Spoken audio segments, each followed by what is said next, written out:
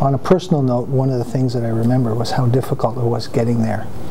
We left the newsroom with rumors that the American border was going to be closed down. We went anyways. It turned out to be open.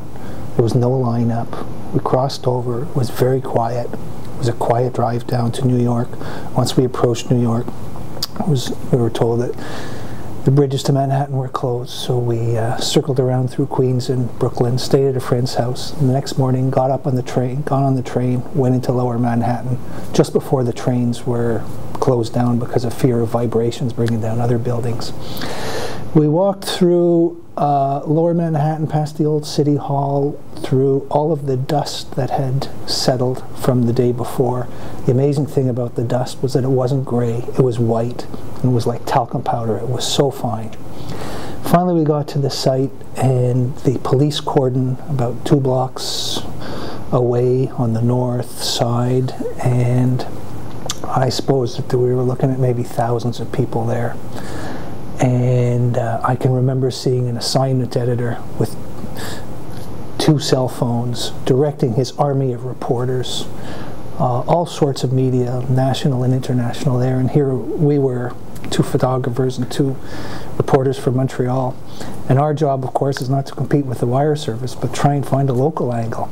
So I said, how are we going to ever do that? And then one of our photographers noticed a group of hard hats walking in past the police cordon to the rubble. And we know that in Montreal there's some Mohawk iron workers that make a living down in New York.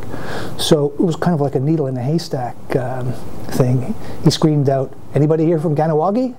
And out in the distance we hear this faint voice saying, "Yeah." And that's how we met Chester Goodleaf and Roy Phillips, who were 2 of the 50 Mohawk iron workers from Canada who were there on the front lines at the very beginning, looking for survivors and doing the cleanup over the next few months. And when we got to the police cordon, the thing that amazed me was the view. We looked down 2 blocks and we saw the rubble. And the only way I could have described it to anybody was it was like it was a movie set. We aren't used to war in our culture. We haven't seen this kind of rubble. The only metaphor that I could imagine to describe to people what this was like was that it was some amazing movie set. And yet this was real. This was real rubble. And the surprising thing was that it was only about 70, 80 feet high in all. You had these 110 stories that were compressed down to a height of rubble of only 60, 70 feet, which meant that most of it was actually compressed underground into the parking areas underneath the structure itself. It was very, very compact.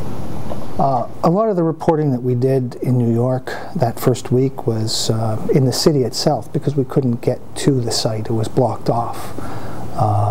This one day we went to St. Patrick's Cathedral, which is the Mother Roman Catholic Church in New York City.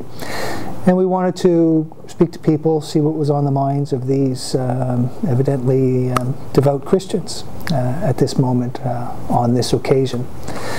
And I wanted to explore ideas of forgiveness or biblical themes. We see the Old Testament talks about an eye for an eye, tooth for a tooth. The New Testament talks about turning the other cheek.